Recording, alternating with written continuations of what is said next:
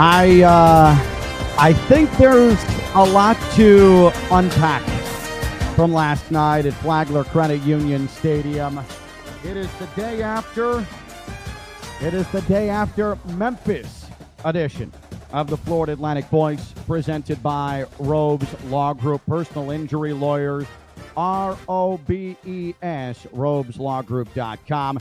And man, as always, do we appreciate them. I am the voice of FAU, Ken LaVicka, and here we are, day after a 55-26 loss to Memphis. Robbie Lastella, New Era Preps, is going to jump in here. And a reminder that this will be available in podcast form for your listening pleasure. I don't know, maybe you're headed to the store, or maybe you've got someplace to be today, and you're not able to tune into this whole live presentation. The video component, it'll be there for you. Or if you want to listen either Monday, Tuesday, whatever you want, it's there for you. The Florida Atlantic Voice podcast, wherever you get your podcasts.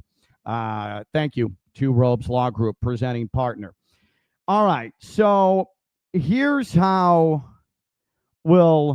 I just want to preface everything with the following. Let's update this now. You have 8 to win 5. You have 8 to win 5. That's bowl eligibility for you, okay? You have 8 games to win 5. That's the reality. Here's another part of the reality.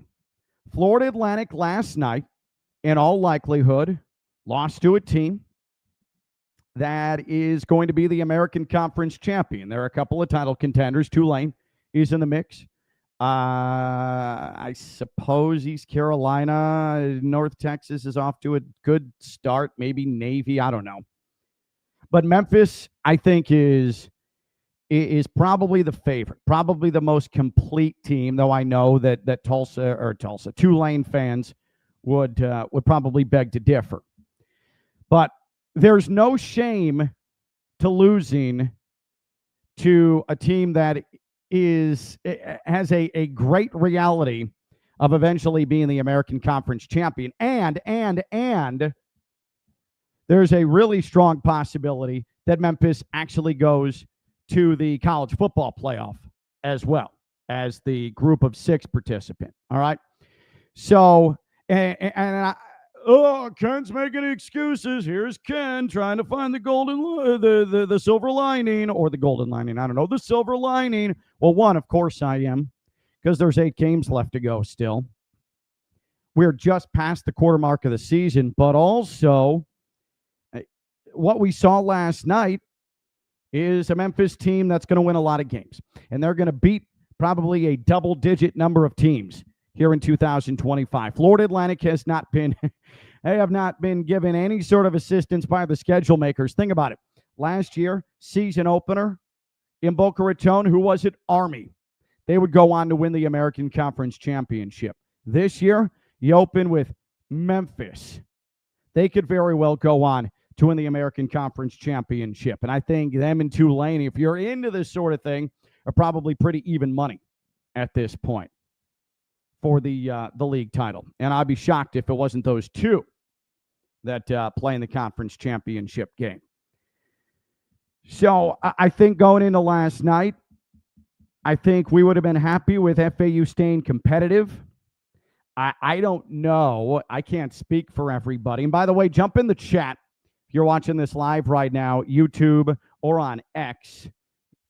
YouTube, just the Ken LaVicka YouTube channel. On X, at KLV Says. Go ahead, jump in the chat. Let's talk. We're not going to hold anything back.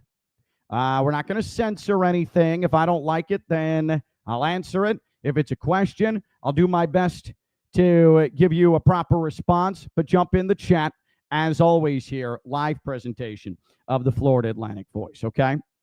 But I think FAU fans, if I told you before last night, hey, FAU is going to be within a score with 10 minutes left to go, you would have said, oh, man, that's a good fight from Zach Kitley's team. That's a good fight from FAU. Here's the problem, though, is that I think that we're all going to have our memories of that clouded by how nightmarish the final 9 minutes were of this game. And it's unfortunate that that's going to end up being a roadblock for our collective subconscious here. But it was ugly. It was definitely ugly. But I want to reiterate, just under 10 minutes left. It's Memphis 31, Florida Atlantic 26. FAU had just come off of its first true, genuine takeaway of the season on a violent sack from Leon Hart. And then a Chris Keys fumble return inside the 20. I was all immensely positive FAU would find the end zone with Xavier Terrell, and FAU's down 5. And then that is when the bottom fell out. Okay? So there's a couple of different ways to attack this. When Robbie Lastella, New Era Preps, joins us, I'll give him the choice. He can pick door 1, which will be about the first 52 minutes of the game. Or he can pick door number 2, which will be about the final 8 minutes of the game.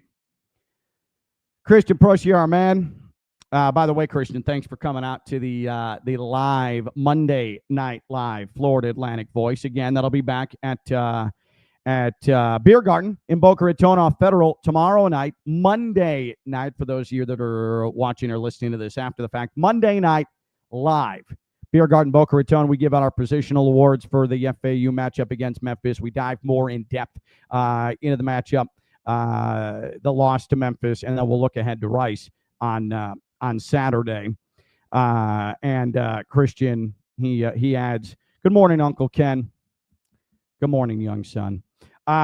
So I'm gonna give Robbie the chance here, but back to Christian's initial point. Biggest concern is RB1 goes down, and we have a very thin room in terms of experience. I'm sure Robbie will chat about it with you. Yeah, absolutely. We will get to that.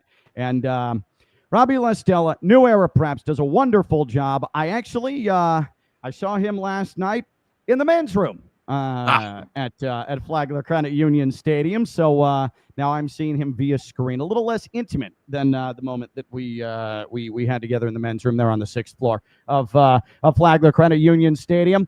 Robbie, before we get to the RB1, I mean, there is a lot to take away from this game, but I'll lay out to you what I just kind of put out there, and I'll make it condensed so people aren't hearing the same thing again.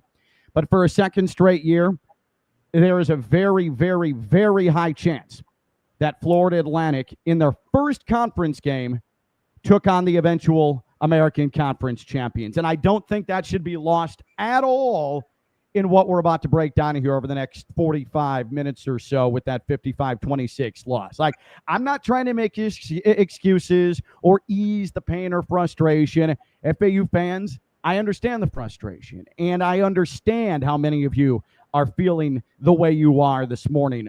But this is another conference opener against a team that is in all likelihood at least going to be in the American Conference Championship game, and FAU is down 5 with 10 minutes left. Yeah, I was intrigued there for a while. There goes my dog behind me. But I was intrigued there for a while. I was, there were shown improvements on both sides of the ball. We saw the defense get pressure. I mean, I'd have to go back and look, but I don't know the last time we recorded 5 sacks against a team like you said, will very likely be contending for a conference championship. I'd have to probably go back to the CUSA days to find a stat like that. But that's a sign of improvement. And then on the offensive side of the ball, we see Caden Veldkamp have his best game against an FBS opponent this season. He looked calm. He was completing passes. The deep passes still weren't there a ton, but they didn't lead to interceptions when they were incompletions, which was a big positive. But, there were negatives as well, and I think that plagued them earlier than that quarter of doom, which they still weren't able to avoid. The lack of a run game really, early in that third quarter, right, they come out, they're down 17-16. And that first drive, they're able to get a first down. They're moving towards midfield. And then they get in a second and long, and then it's a third and long, and then it dies. And then it just seemed like there was the lack of run game, especially in that second half, hurt the offense's ability to move the ball down the field when they didn't get that plus field position, like we saw when they were able to score off the fumble. And then on the defensive side of the ball, I was really high on the run defense through the first 2 weeks. And, maybe that was in part because Maryland didn't run the ball a ton, and it just worked out that the run defense had a good game against limited attempts. I don't know, but second half against FIU and this game, the run defense definitely struggled. And it was, a mix of different things. It's not just the front seven. There's missed tackles. And once it gets to the second level, they got to have that tackle. So there's some problems in that department as well. And I think lack of run game and run defense in general hurt them before it got to be a 31-7 fourth quarter that made it a blowout. I mean, I think if the run game was performing at a better clip than having both of your running backs under 3 yards per carry before Sands got hurt and then Terrell afterwards, I think that game is, FAU had a 16-10 lead at one point. If they're able to run the rock and hold the ball there and get a score, they could be up 2 scores. So yeah, it just didn't go their way. And, the fourth quarter was the second quarter against Maryland and the third quarter against FIU. It just, it started out hot. They with 10 minutes to go there, they were only down 5, and then a busted coverage. And a guy goes 70 yards. It takes them 2 plays. Just like that, they're up 2 scores again, and they were never able to recover. So, to me, it goes back to right there before the half. They had it, they had momentum. And in Memphis, they go 10 plays, 75 yards in under 2 minutes, just bing, bing, bing down the field. Yeah. That's a killer. That's killer. Let's actually, there's 3 plays that led to doom for Florida Atlantic in this game, I think.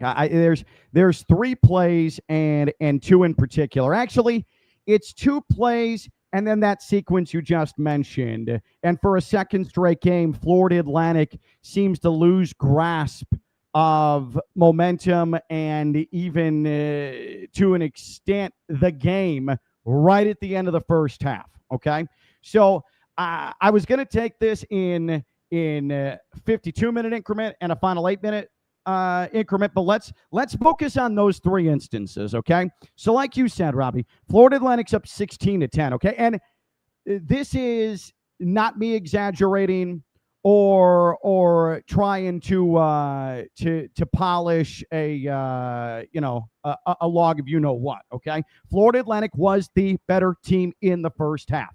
FAU outplayed Memphis. FAU out-executed Memphis. FAU out-punched Memphis. They hit big plays. They had extended drives. They were beating the Memphis defense into submission. Florida Atlantic was the better team. But Memphis gets the ball after Florida Atlantic kicks a field goal to go up 16-10.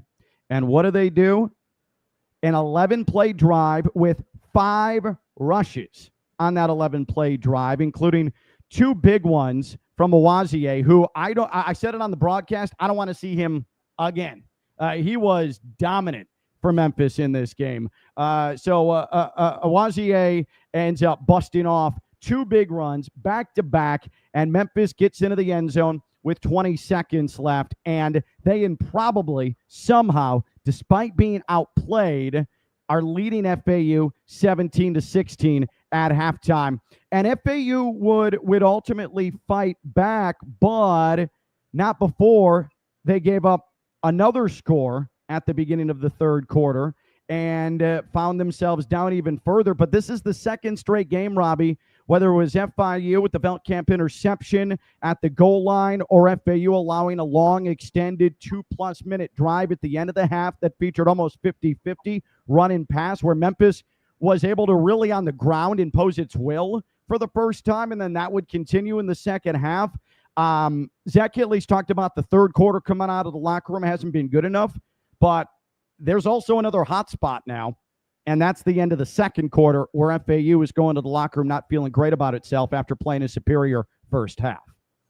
Yeah, it's tough because like you said, I mean, it went well. Obviously, you would have preferred them to score the touchdown instead of kick that field goal there, but they were still in a positive scenario. But the defense, that's just like, it reminded me of like the Jets game from last weekend, right, Aaron? They blocked that field goal, Aaron Glenn's dancing, and then all of a sudden Baker Mayfield goes down the field, game-winning drive. I mean, that wasn't that drastic, but same type of feeling. You know, everyone's feeling good about themselves. They're playing the number one team in the conference better than, like you said, and all of a sudden Memphis does what Memphis does, and they look like a really good team, demoralizing. And I credit Kitley for trying to find a way to get some momentum back there before the half. You know, those screen passes to Wasim was that they were getting yards up the sideline, they just didn't have enough time, but still they weren't able to get the momentum back there before the half. Go in the locker room, come out, and you have, you know, there was no run game there. They were trying to do different things with trickeration and whatnot to get a spark going there early in that third quarter, and they were unable to. And so when they just can't find a way to get themselves down by 2 scores right now. They got to find a way to keep these things close, because it's just not the team to come back from those big deficits right now. It could get to a point where they're that team, but right now it's not there. So that's instance number 1 of what we'll call the Holy Trinity of FAU breakdowns last night against Memphis.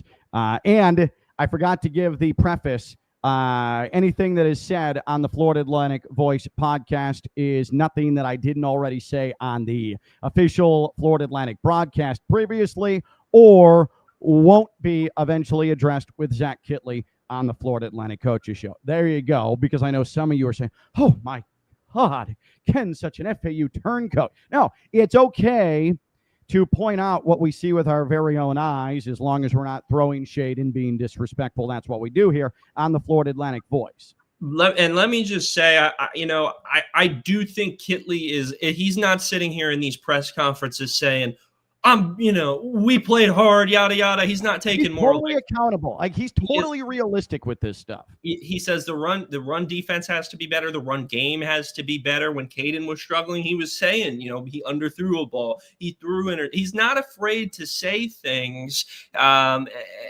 be honest about it. And so, the run defense, and he's mentioned it, he knows what's coming in Rice. And this upcoming game will be kind of crucial, and it sucks. A crucial game will be in front of probably, not a ton of fans there at Rice in the middle of the day. It's going to be hot. So, but yeah, Kitley is definitely accountable, and he's not sitting here as well trying to take moral victories in back-to-back losses, which, not good. You lose to FIU, who you never want to lose to. And although you were close with Memphis, you collapse and it's a blowout. Yep. So we mentioned the just over 2-minute drive for Memphis to take the lead going into halftime.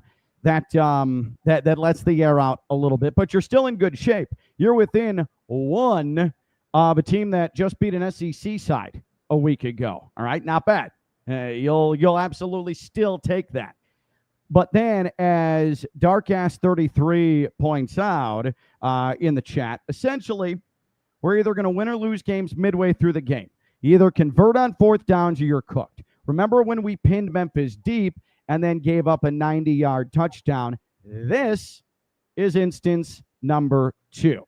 And to the point of you're going to win or lose games midway through the game, it's applied to every game on the FBS portion of the slate. 3 FBS opponents in 2025. Against Maryland, FAU had its death quarter in the second quarter, outscored 24-0.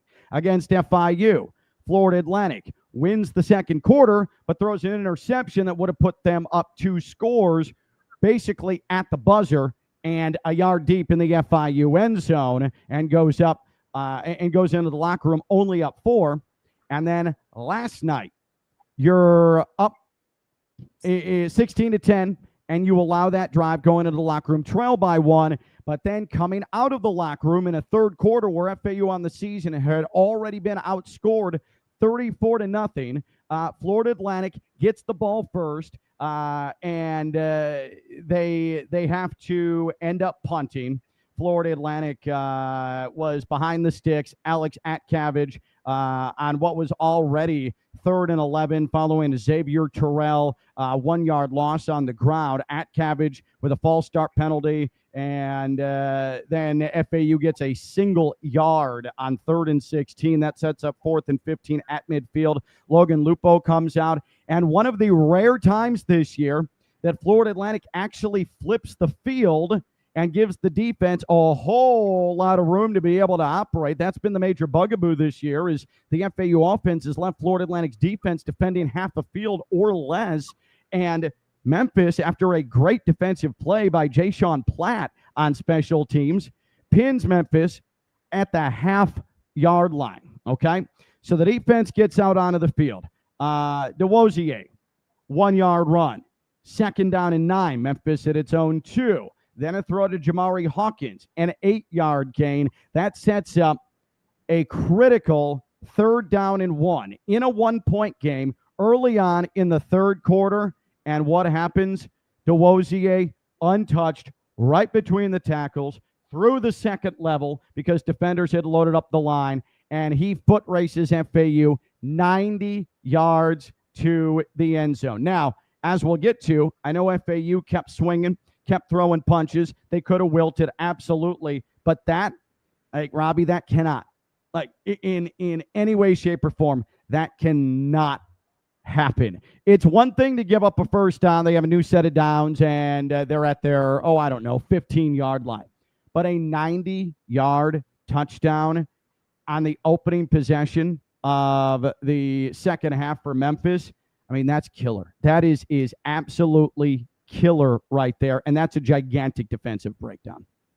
Yeah, that's a type of breakdown that, if that becomes an issue next week against Rice, that game won't go well because it was a blitz. I deferred this off to my guy Tommy Christopher from the League Winners because he's really good with the X's and O's. But he looked at that play and it looked like the linebacker, I believe it was Hart on the blitz, got pushed out of his gap and it left it wide open. And then somebody in the secondary missed it, and that was that. And he was gone. And so those type of plays where you're missing your gap and then there's missed tackles in the secondary, an option team like Rice will use that. And we saw what Army did last year. That was bad. And look at UConn. Yeah, like I mean, so those when Kitley says they have to fix little mistakes like that, that's what he means when there's a if he's able to get through for a couple of yards, the secondary has to make that tackle. So we'll see how they make those improvements, against Rice, because it's not, you're preparing for something completely different. We talked about this. I talked about this with Kevin Fielder, and it's not, you're not preparing for Memphis when you're preparing for Rice. The option's completely different. So there is a chance they can bounce back next week. Don't think they can't, but they're going to have to show that they can have that gap integrity. Everyone do their individual jobs.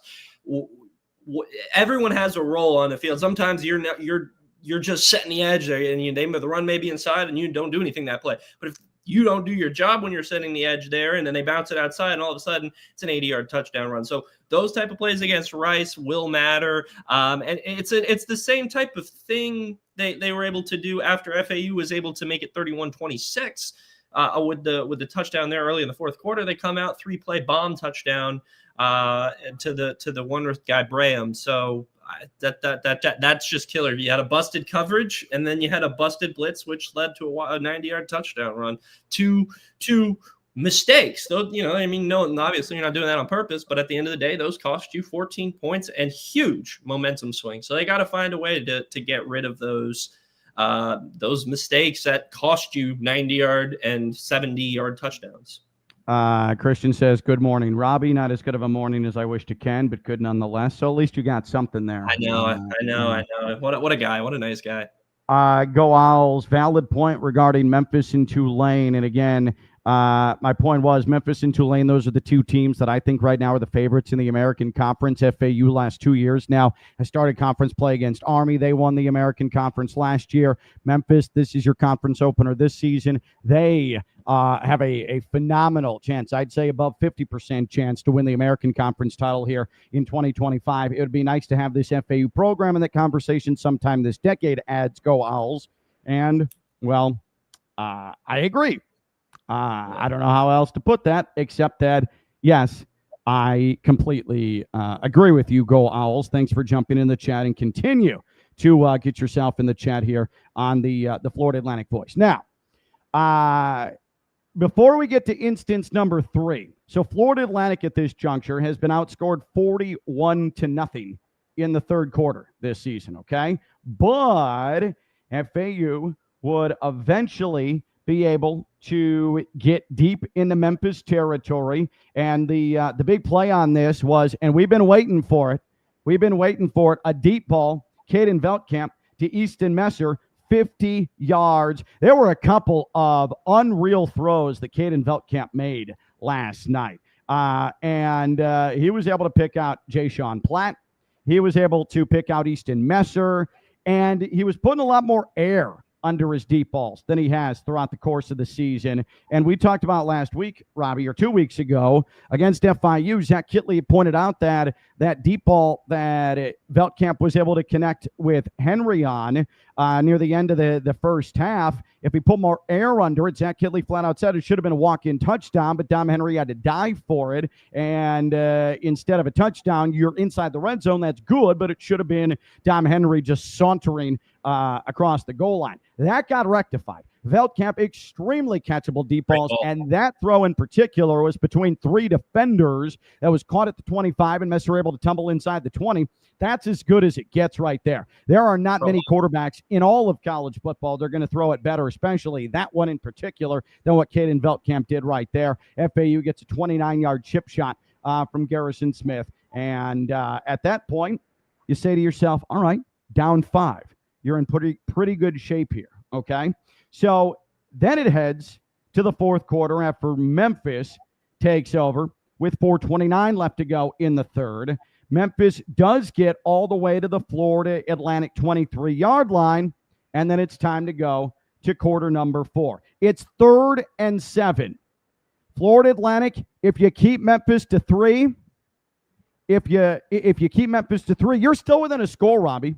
You're still within a score, and you're great shape. You're down 8. We talked about it, myself and Chris Newbold, on the broadcast. All right, Memphis was able to get down the field, but if you keep them to 3 and you have forced Memphis to a 3rd and 7 at the 18-yard line, I mean, that's advantage FAU in that quest to stay down just to score at the start of the fourth quarter. Now, keep in mind as well, earlier in this possession, what put Memphis deep in FAU territory was a Therese Reed pass interference, okay? And was it kind of soft? Sure. But, and I believe it was Hawkins who was the intended receiver on that, if I'm not mistaken, for Memphis, who had the deep ball reception that started the game on the first play from scrimmage. No, it was at least to this, it was to Cortez, who was another deep ball guy. But anyway. Okay. Gotcha. So Cortez was the intended receiver. And Therese Reed, the ball hits him in the back. And so at first glance, I'm like, man, that is so soft. But Therese Reed never turned his head. That's going to be called every single solitary time. There's no use fighting it because that's really going to be an automatic flag for the most part, right? So, but FAU buckles up. 3rd and 7. 18-yard line, and this to me was the receiving play of the game for either side. And Brandon Lewis goes, or Bram, I should say, Cortez Bram goes up and over Therese Reed on a fade to the back right corner of the end zone and just reaches around Therese Reed's helmet, catches the ball, brings it into his chest, survives the fall to the ground, and FAU gives up a touchdown from the 18 on 3rd and 7. This is not instance number 2, but I think because of the 2 massive plays that affected FAU in the second half that Memphis put on the table, that one's going to be overlooked. FAU had a chance 4th quarter to remain at the beginning of the 4th down just a score, and this one was big. That one hurt big time, that fade to the back right corner of the end zone. And again, it's not one of the instances I laid out, but that was certainly a crotch kick right there. Yeah, that was a tough sequence for Terez, who has had some highlights here for a guy. This is his first year at the D1 level. Let's say that before, that's a tough scenario right there. You're going to have moments like that in your first year, especially when you're playing all the time. But penalty, the touchdown pass will happen. Penalties can't happen. You can't compound, mistakes on you get bombed, but you can't have a 15-yard penalty. Like, it just makes things worse. So, and you're right. You got to turn around there and defend that. And it's a game of a yard, right? 4th and 1. Desrosiers goes right up the middle for 3 yards. Obviously, yeah. You're asking a lot there for Memphis, who is a very good run team. We saw them not only get a yard, but gash Arkansas SEC defense for 9 yards and carry defenders. So they can get that yard. But if FAU is able to find a way to stop them there and prevent that yard, they get the ball back at their own 39, and they got a chance to drive back down 5. So, that's a tough way to go out there. And, you got to build on that, right? Can't have it's back-to-back games where they have double-digit penalties. Not ideal. Again, against an option-based team, it's not the service academies here, but they're going to be very fundamentally sound, and they will find a way to hurt you if you give them free yards. So tough sequence there for FAU and Terez, their corner, but I think they can bounce back. That was just a unfortunate scenario there, and it happened again later on that bomb. I don't think Terez was in coverage though on that bomb. I believe. No, and we'll get to that in a moment, because that is point 3 of the holy trinity of FAU breakdowns that led to their loss last night. I just feel like that touchdown catch in particular, you kind of overlook it just because it was not a 90-yard touchdown run or a 73-yard pass, and we're going to talk about this in particular, and it didn't affect the game, but the final 2 minutes of FAU's conduct on the field was completely unacceptable. But we'll get to that in a second, okay? So Florida Atlantic, though, they're not dead, right? So FAU ends up after that touchdown for Cortez Bram. FAU's down 38-26. FAU a turnover on downs at their own 24.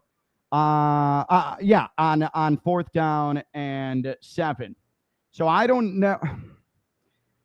At that point, and Zach Kitley, we know he's very, very aggressive, right? He is he's going to get after it, and he is going to attempt to put his team in a position where they could be on the front foot. And unfortunately, it did not go FAU's way. But FAU was able to come up with a big play. And actually, it was at the 46. FAU was its own 46-yard line and went for it. And you could certainly make the argument, try and flip the field again. You would pin Memphis all the way back at its 1. Yeah, you're down 2 scores, but at that juncture, sorry to screw up the situation here, it's 13 minutes left, and FAU goes for it. Again, Zach Kitley is going to push the tempo, right? And he thinks if he has a play, he's going to go for it. And JJ brings this up. Good morning, Robbie and Ken. Good to see more FAU content on YouTube. What do you guys think about the aggressive 4th down play calling by Zach Kitley that we've seen through the first 4 weeks? I mean, Robbie, you and I have talked about it at length. He's going to do it. He said he's going to do it. He spent an entire offseason telling us he was going to do it. FAU started the game 3 of 3 on 4th down last night. And Michael Kurtz getting involved on a 4th down. FAU, unlike Maryland, able to convert on a 4th down inside the opponent's 5 with a Caden Veltkamp run to the near right pylon to tie the game on FAU's opening possession in the first quarter. So it looked a whole lot better, those decisions, this game as it has opposed to previous weeks. This was a spot where you probably could have argued. I mean, Logan Lupo had pinned Memphis inside its one once. Why not do it twice? You still had, if I'm not mistaken, your arsenal of 3 timeouts. Memphis had a burden timeout early in the second half. FAU still had 3 at that juncture. So, listen, what Robbie and I would do, a lot different than what Zach Kittley and his mindset is. The reason Zach Kittley's been as successful as an offensive coordinator or play caller as he has been is because he's going to get after it.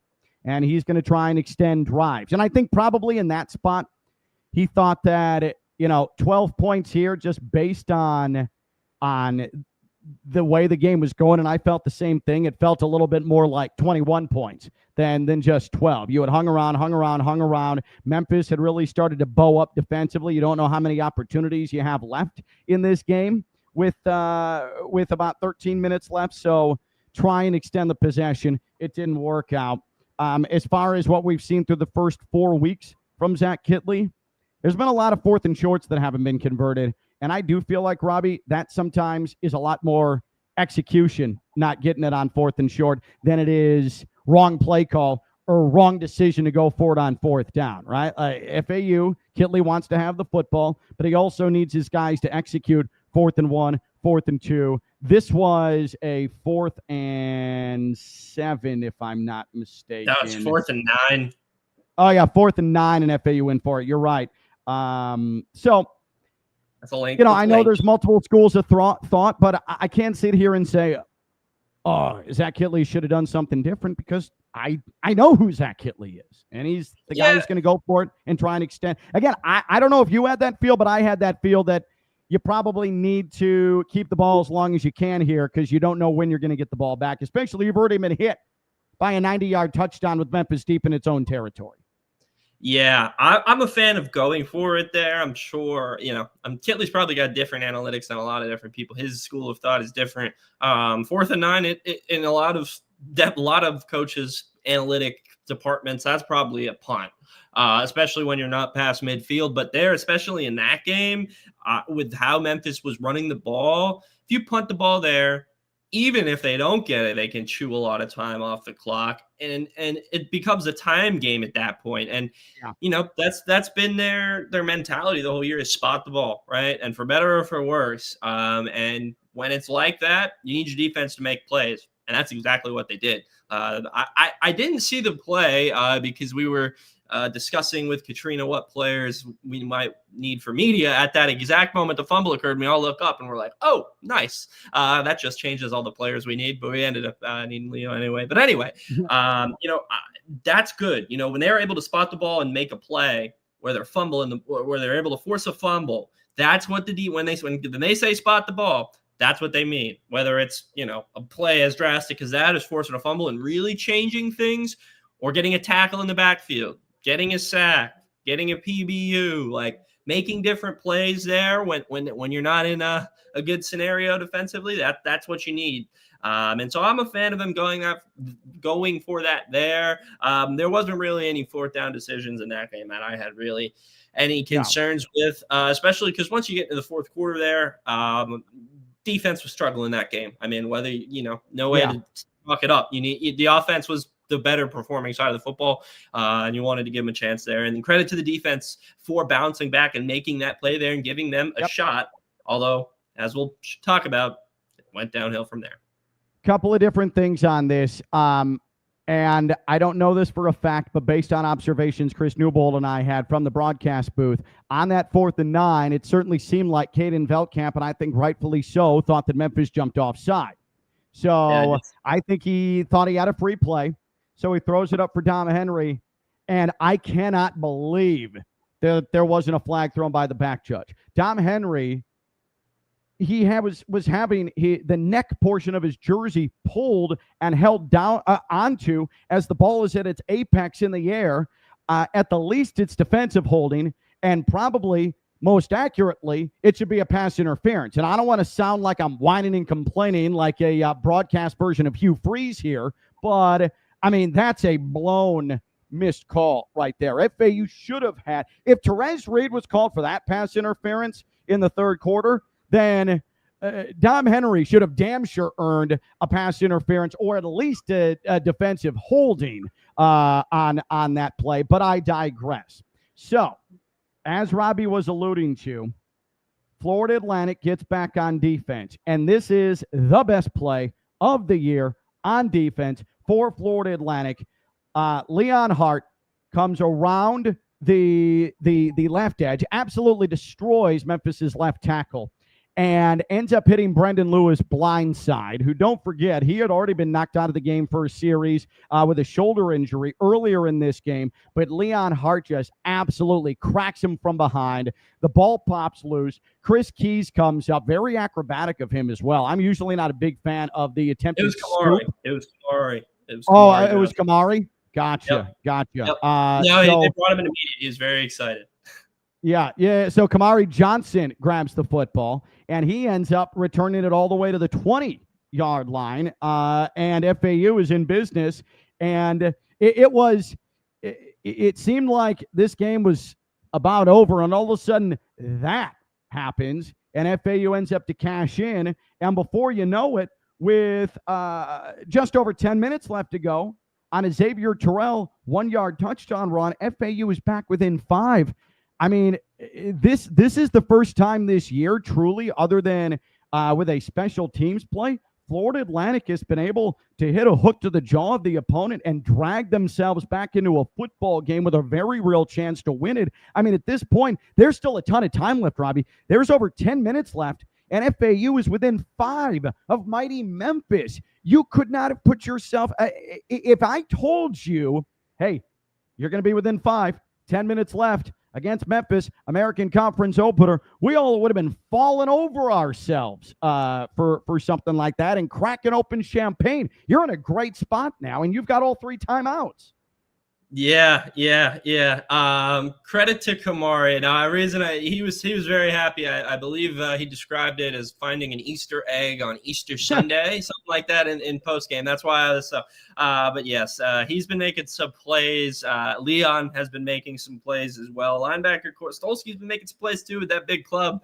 So the linebacker unit has been improving throughout the season, definitely. And we've been seeing Dewhurst send them more on blitz packages lately. We saw that work against FIU, and it was working again today. Those are the type of plays, and credit to the FAU offense for not stalling there and coming out and getting in the end zone. And Xavier Terrell getting in the end zone there was big. And those are just the type of plays you want to find a way to capitalize on. I'm interested to kind of see, I want to go back and kind of watch it and see kind of their mentality after what happened next, because I'm sure we'll discuss it. Because it just seemed like after Memphis responded to FAU, it was over. Like, it just didn't seem like there was any fight left. And I don't know what kind of happened there late. We've seen them have these doom and dismay quarters before. So we'll see. I need to go back and watch it. I want to go back and watch the second quarter for Maryland, the third quarter against FIU, and this fourth quarter, or these final, not even the whole fourth quarter, these final 10 minutes against Memphis here, and see really what went south, because I played football and I've seen a lot of football in my time. These one quarters are just really, really hurting FAU. I mean, it's bad. Yeah, it's again, having a death quarter is we continue to see this now, and the latest death quarter was the fourth, 31-7. Memphis ends up beating FAU in that quarter. So you're within 5. There's 10 minutes left to go, and you are one stop away from really. Memphis is already uncomfortable. They're already uncomfortable in this spot. All right. So mission accomplished. First down play, DeRosier ends up getting up the middle for 2 yards. So defensively, advantage FAU at that juncture. But then, and this was the game right here. This was the killer. There was no point of return after this. Lewis drops back to pass, throws it deep down the near left sideline. Not deep. I suppose you could call it intermediate. There was good pace on it. Didn't necessarily throw a post route, but I mean, this was 20 or so yards down the field. Duda Rogers tries to commit to undercutting the throw, trying to pick it off, and he ends up misreading the trajectory of the ball, and before he knows it, the ball is up over his outstretched left arm, and in stride, here is Cortez Bram again, who had the third quarter up and over on Terez Reed in the end zone, and I mean, Bram could have crawled into the end zone from that point. 73 yards. It took only 2 plays for you to claw yourself back into this one, and then you get hit with a second massive play against you. That was the end right there. And Duda Rogers is going for it, and I definitely appreciate that in that moment. But it's just another instance of a fatal FAU defensive breakdown where, just like we've talked about the death quarter, and like we're going to talk about the penalties, if you're giving up touchdowns of 90 yards and 73 yards in a game, it's going to be rare for you to actually win a football game, especially against championship contender and a team like Memphis that could very well be part of that college football playoff field. Yeah, definitely. We heard Kitley talk about that in the post game, and he mentioned, you love guys trying to make plays like that, but there was no one else behind him. The design of that defensive play there was to have him where he was and play back, and they didn't have anyone behind him. So when he undercut that ball, there was nobody home. So that you gotta play that when you talk about playing within your role, doing what your assignment, not doing too much. That unfortunately is an example of doing a little bit too much there due to he was able to make a play earlier in that game, but that one didn't go his way, unfortunately, and it cost FAU. He made a great play, by the way. I do want to point that out. That play he made on a deep ball where he reaches up with his right hand, he was beaten by about a step at the 5-yard line. I mean, that was a remarkable play in the third quarter. I mean, just as good a play as maybe we've seen from an FAU DB all season long. Just excellent. Exactly. So, he made a play there, and, his confidence may have been up. Who knows? I mean, maybe the whole defense confidence was up there trying to make a play.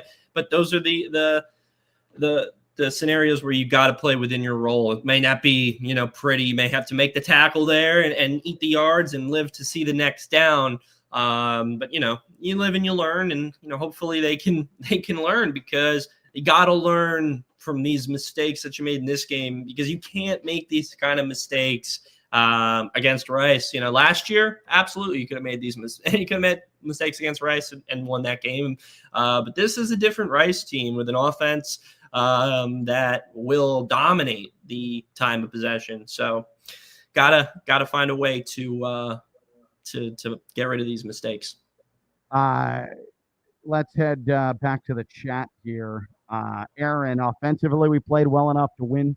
Defensively, a huge letdown. If they can't fix the defensive issues, it's going to be a long season. I mean, listen, I still think the secondary, for the most part, has been the strength of the defense this year. We did see FAU finally get pass rush last night. They came in with 2 sacks on the season, and FAU ended up with 3 sacks total for the game and 5 players involved in those sacks as well.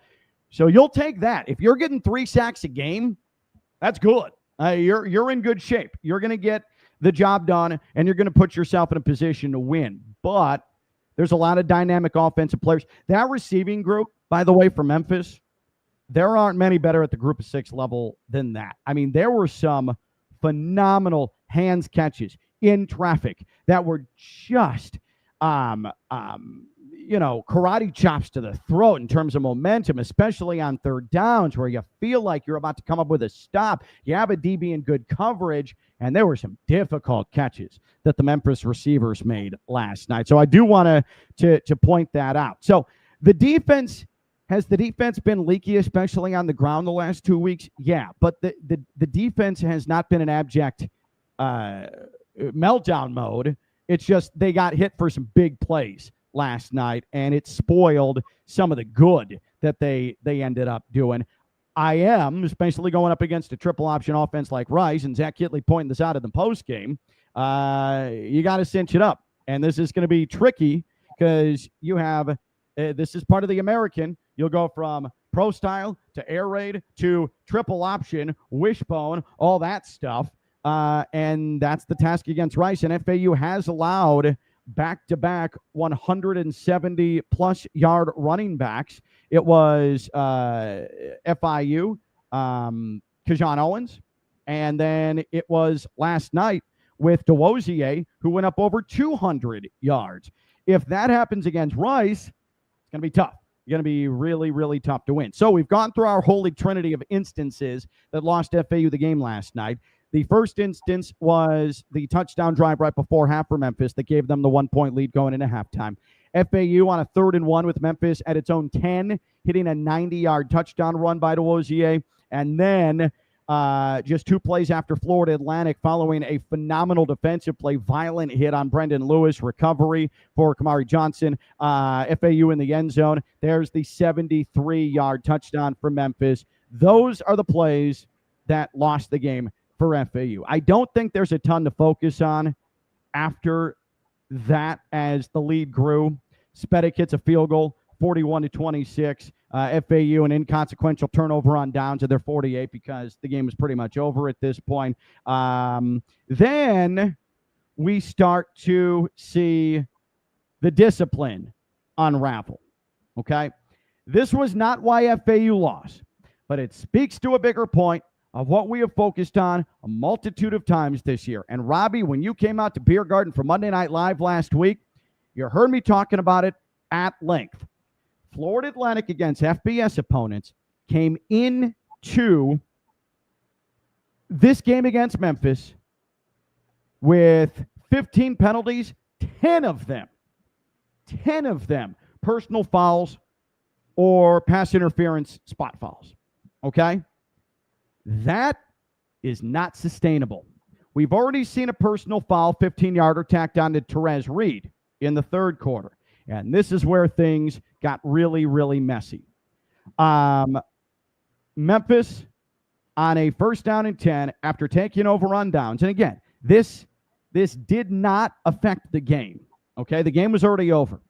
But Deshaun Batiste is called for a personal foul. Okay, illegal hands to the face. Even that, you'd say to yourself, all right, it happens. That's just part of football. It doesn't change the fact that it's a 15-yard penalty, but we are now up to 12 personal fouls and or pass interferences against FBS opponents in 2025. Then, on the very next play, Anise Sledge is called for unsportsmanlike conduct. And then right after, seconds after, not the next play, but seconds after, Leon Hart is called for another unsportsmanlike conduct penalty, and he gets kicked out of the game right after that. And that stuff, there's just no reason for it. And not only is it losing football, but it's a bad mark on the program as well. And I understand frustration, and I understand needing to vent, but you cannot, on the field, act like that and conduct yourself like that. In this era of college football, these are now, in many of these players are, in a sense, just because no matter the amount of money, they're making some money. They're professionals, and that's not acceptable. Whether it's Sledge, whether it is Leon Hart, and I actually didn't see what Leon Hart did to get ejected from the game, but to flat out, there was, it's not like he was his second unsportsmanlike conduct. He just got ejected straight away from the game. That's the kind of stuff, and apparently that was the major message that Zach Kittley passed along to the team after the game in the locker room. Like, that's not acceptable. That's not going to be tolerated. That's a way to have yourself sitting on the bench. And I don't know, Robbie. At that point, because we weren't done yet, at that point now, you're up to 14 personal fouls against FBS teams this year and or pass interference spot fouls. That is the type of thing where people on the outside are going to start questioning you, and I don't want that to happen to this program. Like, I just don't. But it's so unnecessary and so sloppy and so uncouth of what Zach Kittley is trying to put together here at FAU. You got to have some self-control here because it makes everyone else look bad. Yeah, it got out of hand there late. I was down there on the field. I didn't see what happened either. There's some rumors that he may have thrown a shoe. That was the rumblings down there. That some people thought they saw. I don't know. Zach Kittley didn't know either.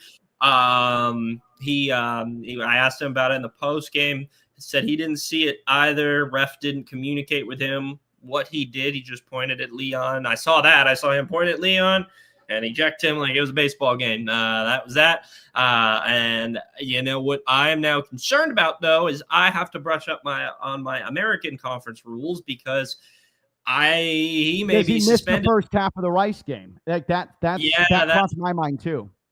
Yeah, I asked that part in the I don't believe Kittley heard me when I asked that as a second part of that question, moved on. But I'll follow up this week there on that because he is your starting Mike linebacker, has the headset and everything, and he played a heck of a ball game. It sucks whatever he did there kind of mars that a little bit because he played really, really well, especially he had the defense to play the season.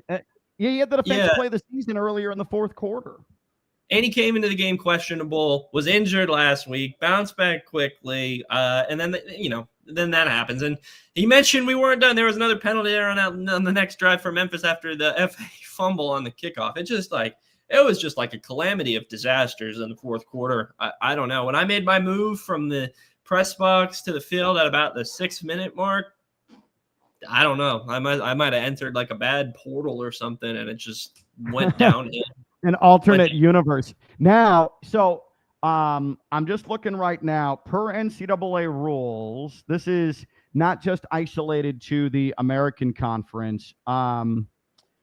So an ejection for 2 unsportsmanlike conduct fouls in the second half of a game carries a suspension for the first half of the following game, similar to a targeting rule. So there were not 2 unsportsmanlike conducts against Leon Hart, but he was outright ejected from the game. So I have to imagine that he misses the first half against Rice. I don't think that there is a loophole where if you just get tossed from the game in one fell swoop, you're going to avoid, because it wasn't 2 unsportsmanlike conducts, you're not going to avoid a suspension the very next week. So I would operate under the assumption that Leon Hart misses the first half against Rice, which against a triple option offense and arguably your best football pursuer, it's not great. We saw how FAU struggled without him in the Shula Bowl. FAU struggled without him in the Shula Bowl. That's not good. You'll eventually get him back, but that's not going to help the cause. And then Memphis has the ball, and I thought that maybe they would just run down the clock, but it's 48-26. The game's well in hand. Just over a minute left to go. And I don't think that this is running up the score. If you're Brendan Lewis and you've got green grass in front of you, he just saunters into the end zone on a bootleg to the right, 15-yard touchdown. Memphis hangs a half-century mark on FAU. And this is the mercifully final personal foul of the night. Bryce Langston on that play is called for illegal hands to the face. So now we're up to 15 personal fouls or pass interference spot fouls in the first 3 games of the FBS slate for FAU. And Bryce Langston comes to the sideline, and he was visibly upset and needed to be calmed down multitude of times down there. And it just, you need players, you need leaders, you need the entire team, and you especially need captains to be able to keep their head, because it doesn't do anyone any good if captains are flying off the handle or not getting their job done on the field. I mean, look, Alex Atkavage is a captain, and he had 2 significant penalties last night: a false start that set up a 3rd and long, and a hold that put FAU behind the sticks. Bryce Langston, a personal foul. I'm not trying to isolate these guys, but I bring them up because they are captains and because they have played college football and because they mean an awful lot to this team, not only physically, but also from a mental standpoint, from a spiritual standpoint, from a leadership standpoint, and all these personal fouls are being racked up. And again, I get that losing sucks, but you can't come to the sideline then and have to be calmed down by multiple people at the end of the game. I mean, there's still young, impressionable players, and if a captain is going through that, it's not helping the overall cause. I guess that's my point. And I don't want to overstep my bounds here, but enough is enough with these personal fouls, Robbie. It can't. Again, I said it on the broadcast, so I'm putting myself out there in this setting, but it also was said on the official FAU broadcast and heard by as many people who are listening at that point or go back in the archive and listen to the game. It's just unacceptable. It's unacceptable, and I don't know how else to put it. Yeah, I was against FIU. That was really concerning, and then it wasn't that bad. It didn't affect the outcome of the game. All I'm saying is that it tarnishes what was a really good effort, because it also showed when things got out of hand, there were some players who completely lost control. Lost control. I was going to say it wasn't that bad until the game got out of hand. And then there was just multiple penalties left and right, it seemed like. And it just seemed like once Memphis threw that final punch there was just no more punches to be thrown from FAU except at their own feet. They were shooting themselves in the feet. And, frustration happens. Bryce is, he was dealing with injuries too. And, he came back and, stuff happens. You don't want to lose these games. And I would prefer them to be crashing out on the sidelines. If there's going to have to be a crash out, I would prefer it to be on the sideline. Have it happen on the sideline as opposed to on the field. Yeah, instead of on the field. I don't want to equate the Leon Hart and East Sledge situation with the Batiste and Langston illegal hands to the face thing. But you do need to conduct yourself in a little bit more of a mature manner after the fact. And listen, I played sports. I was not a good sport. I hated losing. These guys largely don't play college football if you can accept losing. But with the discipline problems this team has already had, and it played a big part in losing the Shula Bowl. And then when you've already got people watching a collapse happen in the fourth quarter after your team hung in, fought hard. These are the types of things that have people forget about all the positives from you battling so hard against an elite group of 6 team, and then they're going to sit back as they see the final 3 minutes of a game that's been long over, and they say, that's why FAU doesn't win, because they can't keep themselves under control. And I don't want it to be like that, because I think it's an unfair assessment, but you can't argue with the tangible numbers. You're up to 15, and I'll reiterate it again, 15 personal fouls or pass interference spot fouls on the season in the 3 FBS opponents. That's telling right there. You don't want to be known as undisciplined. No. And so they gotta batten down the hatches here, down goes the 5-hour energy. Now, but yeah. I think they got to find a way to do that against Rice, because, as we've already mentioned, they're going to be fundamentally sound, and, it only gets more difficult from there. You'll come home against UAB, and that game could be a shootout if the defense isn't bouncing back yet. And the difference in that game potentially could be penalties if you make mistakes on Dilfer's going to stretch the field, pass interference, stuff like that could happen. And we've seen UAB have a couple questionable penalties in their own right. And so could you, get baited into some personal foul penalties in that game? So got to find a way to really get right here over these next couple of games, because if not, 6 wins is going to slip away from you very quickly. These next two games are likely going to determine whether or not Florida Atlantic is able to flirt with bowl eligibility, right? You go to Rice, and you're home against UAB. You have a chance to go into USF, rivalry game, really strong opponent, but 2 years ago you went in and you smacked them around at their own place. That was with the great Byron Brown playing quarterback, and the almighty football mind, Alex Golish, is the head coach, and you dropped 50 on him. So, but these next 2 games, this right here is going to determine whether or not you're going to give yourself a chance to hit 6 wins. Again, at Rice, home against UAB. I'm not going to make the broad proclamation, this is the season, but this is where you have got to make the turn. This is where you have got to have this clean turn around turn number 2 and come out the other end unscathed and head down the backstretch with the ability to get yourself to the finish line without blowing a transmission, right? And I don't know why I went into racing analogies, but I like to think I navigated that pretty bravely in that spot. So kudos to me for executing that. But yeah, like these 2 games, this is either the key or the lock to what Zach Kitley has said. We got to get to a bowl game every year. We got to get to 6 wins every year with this FAU program. And these 2 games are going to go a long way towards determining if that's going to be realistic or not. Yeah, a lot of things to watch for heading into this next game. How they bounce back against the run defense.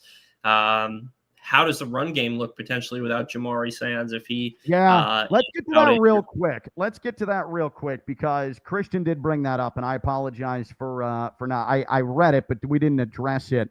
So yeah, Jamari Sands went down. What was it, Robbie? Third quarter or second quarter? Second quarter. Jamari Sands, he took a big hit, like a shoulder-to-shoulder side swipe, and went down. And we did not see him again. Now, he got hit high, but it looked like he was hobbling off the field. I thought that it would certainly be an upper body injury, but I think when he got hit, something might have planted, and that's why he was hobbling off the turf, or he got landed on.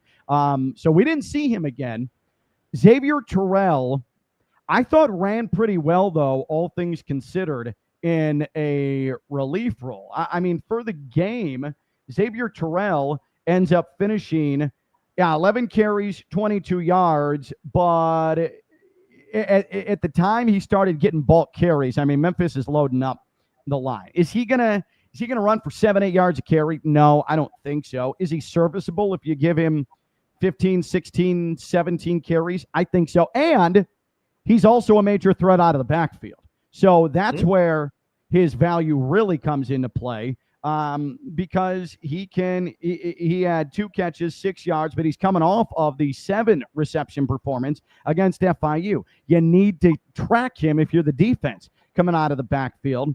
So Jamari Sands missing him would hurt, but I think at least in spot duty, Xavier Terrell can do the job. But that's going to put more onus now on the offensive line and pass protection as well if you don't have Jamari Sands against Rice. Listen, that's just the way this stacks up. Is it a concern? Yeah. Can you do anything about it?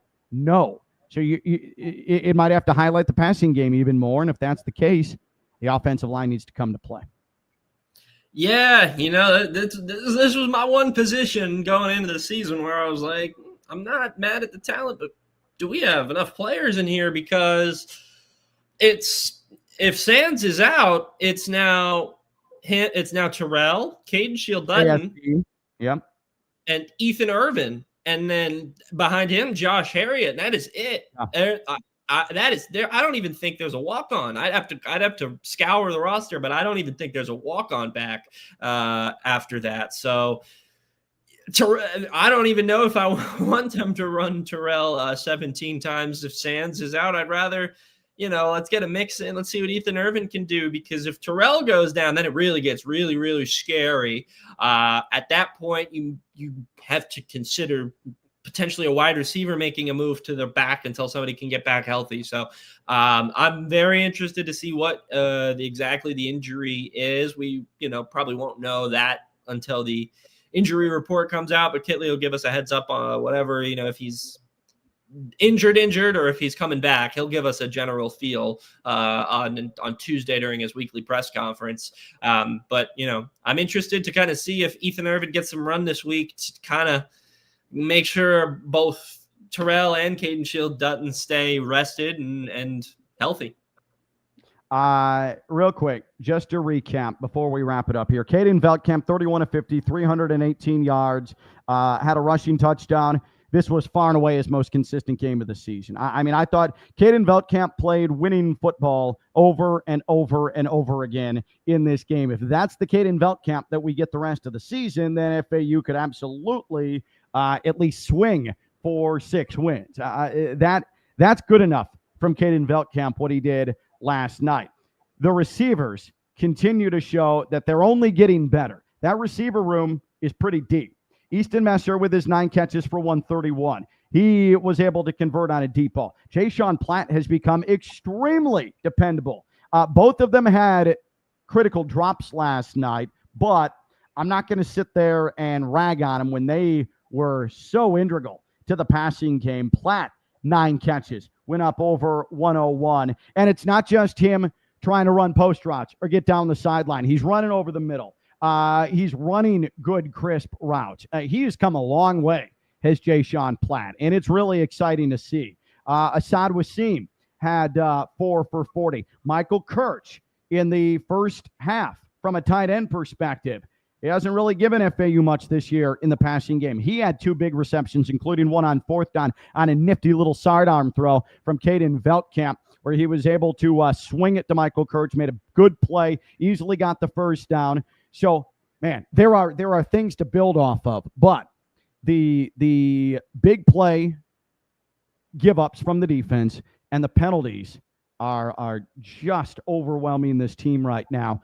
And it'll be Rice next Saturday in Houston. I'll be there. I'll be loaded with Tex-Mex, because in Houston, you eat Tex-Mex. You don't Texas, barbecue. No. Not in South Texas. That is Mexican food that you're going to be consuming down there. So looking forward to it. Robbie, awesome work as always. Really, really appreciate it. And we'll talk to you next week.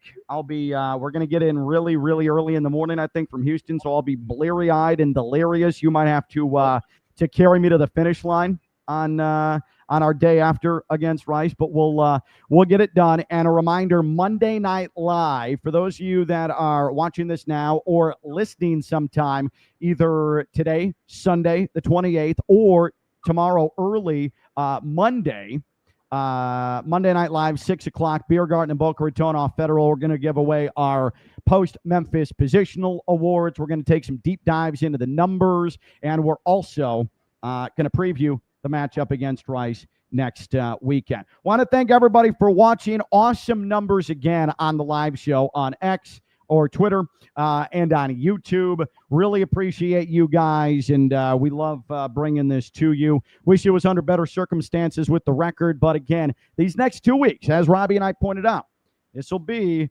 the true indicator if FAU can tickle at those 6 wins, or if it's going to be a pretty steep slope up to the 2025 peak. We're about to find out, though. We're about to get into some big-time, important, critical portions of the year for Florida Atlantic. Thank you to Robbie Lastella, New Era Prep. I'm Ken LaVicka. Thanks for watching. Thanks for listening, if you do so subsequently, and thanks to our presenting partner, the Florida Atlantic Voice, Robes Law Group. Personal injury lawyers, ROBES, robeslawgroup.com. I'm Ken LaVicka. We'll talk to you Monday Night Live from Beer Garden and Boca Raton, 6 o'clock on Monday.